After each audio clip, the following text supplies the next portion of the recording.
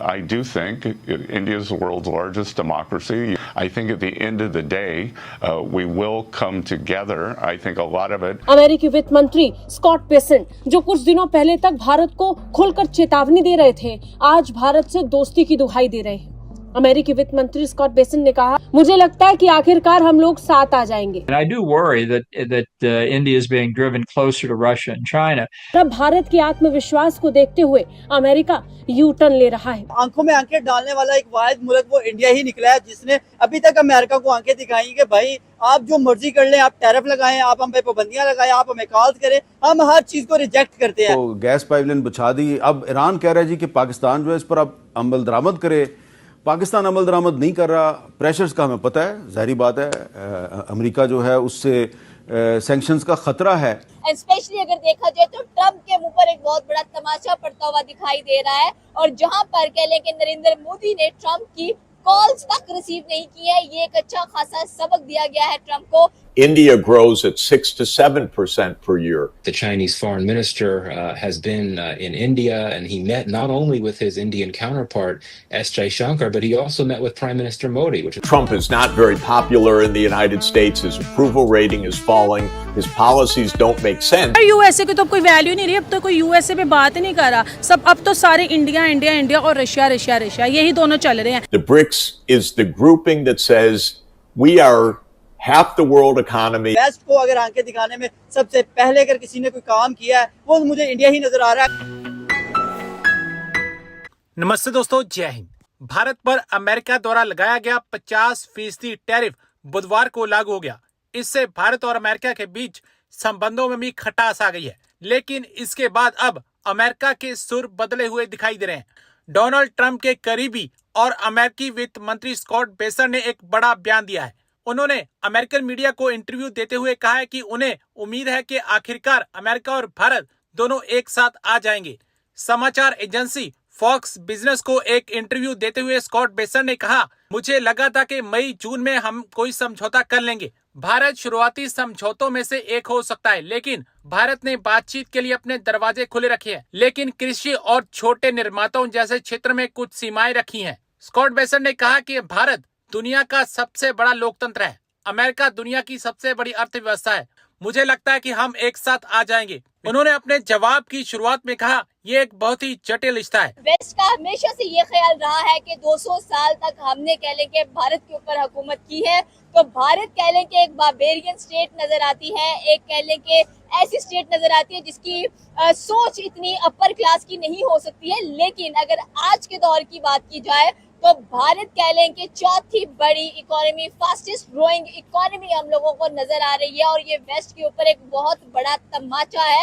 And specially अगर देखा जाए तो ट्रम्प के मुंह पर एक बहुत बड़ा तमाचा पड़ता हुआ दिखाई दे रहा है, और जहां पर कह लें कि नरेंद्र मोदी ने ट्रम्प की कॉल्स तक रिसीव नहीं की है, ये एक अच्छा खासा सबक दिया गया है ट्रम्प को कि आज आपने जो 50% टैरिफ हम पर लगा दिया है, हम उसकी सजा आपको कैसे देंगे। तो कह लें कि नरेंद्र मोदी का एक बहुत बड़ा इनिशिएटिव है कि उन्होंने अपनी जो टेक्सटाइल की एक्सपोर्ट है उसको डाइवर्ट कर दिया है 40 कंट्रीज के मिशन की अगर बात की जाए तो जो एक बड़ा हिस्सा अमेरिका को एक्सपोर्ट किया जाता था, अब 40 कंट्रीज को कह लें कि एक्सपोर्ट किया जाएगा। इसमें हमें यूके, जापान, साउथ कोरिया नजर आएगा, नीदरलैंड, फ्रांस, कनाडा, बहुत सारी ऐसी कंट्रीज हैं जिसके अंदर शामिल कर दी गई है। तो जो मिशन है 40 कंट्रीज का, इसमें हम पाकिस्तानी अवाम की राय लेंगे, उससे पूछेंगे कि नरेंद्र मोदी इतने ज्यादा फ्यूचरिस्टिक नजर आए। उन्होंने कहा कि आने वाले दौर में ट्रम्प कोई और कह लें कि अपना घमंड दिखा सकते हैं, तो क्यों ना हम पहले से अपना बंदोबस्त कर लें।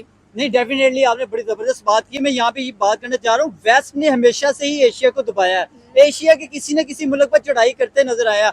वेस्ट में हमेशा से जो है वो पाकिस्तान की अगर बात करें या दूसरे ममालिक की बात करें, देखिए आंखों में आंखें डालने वाला एक वाहिद मुल्क वो इंडिया ही निकला है, जिसने अभी तक अमेरिका को आंखें दिखाई कि भाई आप जो मर्जी कर लें, आप टैरिफ लगाएं, आप हम पे पाबंदियां लगाएं, आप हमें कॉल करें, हम हर चीज को रिजेक्ट करते हैं। ये है सबसे बड़ी हिकमत अमली अगर कहा जाए तो जनाब। वेस्ट को अगर आंखें दिखाने में सबसे पहले अगर किसी ने कोई काम किया है वो मुझे इंडिया ही नजर आ रहा है। अगर यहाँ पे आप चाइना की बात करें, डेफिनेटली चाइना और अमेरिका की तो हमेशा से जो है वो एक तकरार नजर आई है, वो एक इकोनॉमी की बात करें या दूसरे ममालिक की बात करें। लेकिन यहाँ पे अगर हम इंडिया की अगर बात करें ना, इंडिया इस टाइम जो है वो अपने आप को बहुत ज्यादा जो है खुद को डेवलप करता नजर आ रहा है। उसने जिस तरह से अगर देखिए अगर अमेरिका उसे नहीं भी कोई चीज परचेज करता तो देखे इंडिया को कोई फर्क नहीं पड़ने वाला।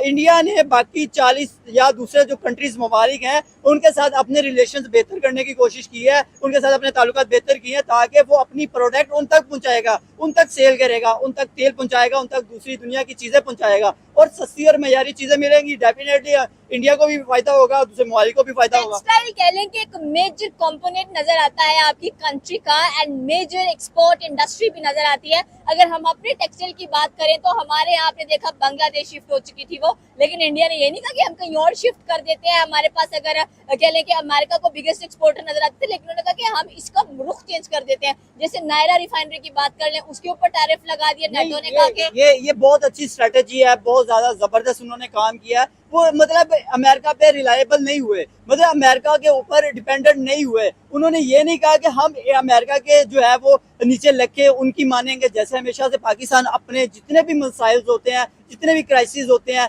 वो क्या करता है अपने अमेरिका के सामने रखता है। अमेरिका हम पर जो है वो अपनी मेहरबानी दिखाता है, हमें एड देता है। अभी देखिए जैसे पाकिस्तान के अंदर सैलाब आया है, एड्स के नाम से हम दोबारा दूसरी कंट्री के पास जाएंगे, पैसे लेंगे, मांगेंगे और फिर से मुल्क को चलाने की कोशिश करेंगे और हमारे बड़े बड़े जो सियासतदान है वो इसे खा जाएंगे। लेकिन यहाँ पे हम बात करें इंडिया की, तो इंडिया भाई एक अच्छी स्ट्रेटेजी, एक अच्छी प्लानिंग के साथ मैदान में उतरा है। यहाँ पे अगर बात की जाए जनाब रशिया की, तो भाई रशिया तो क्या लेवल है। रशिया ने भाई तेल क्रूड ऑयल दिया और फिर देखे पूरी दुनिया को वो दे रहा है 60 फी बैरल के हिसाब से, लेकिन इंडिया को उसमें भी वो डिस्काउंट दे रहा है 5% डिस्काउंट, यानी कि 56-55 के नियर अबाउट उनको फी बैरल पेट्रोल मिल रहा है। तो ये भी इंडिया के लिए एक अच्छी अपॉर्चुनिटी है कि देखें अगर इंडिया पर अमेरिका मेहरबान हुआ है, अगर यहाँ पे बात करूं रशिया अगर इंडिया पर मेहरबान हुआ तो उसके पीछे रीजन क्या है। उसके पीछे देखिए उसने स्टैंड लिया है, किसके लिए लिया? रशिया के लिए, दूसरे ममालिक के लिए। देखिए एशिया को हमेशा से दबाया गया है वेस्ट की तरफ से। अगर कोई वाहिद मुल्क निकला है ना, तो वो वाहिद मुल्क अगर तगड़ा होके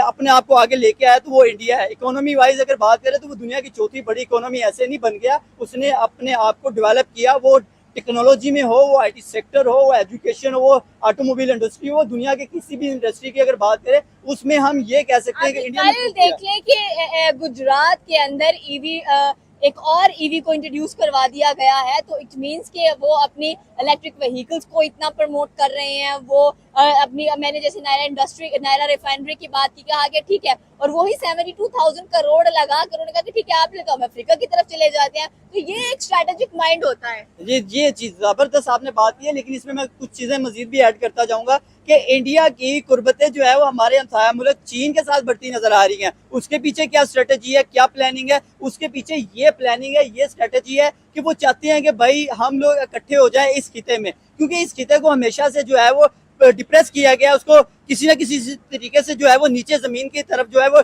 दंसाया गया है, उसको नीचे फंसाया गया है कि किसी तरीके से ये लोग कभी ना उठ सके।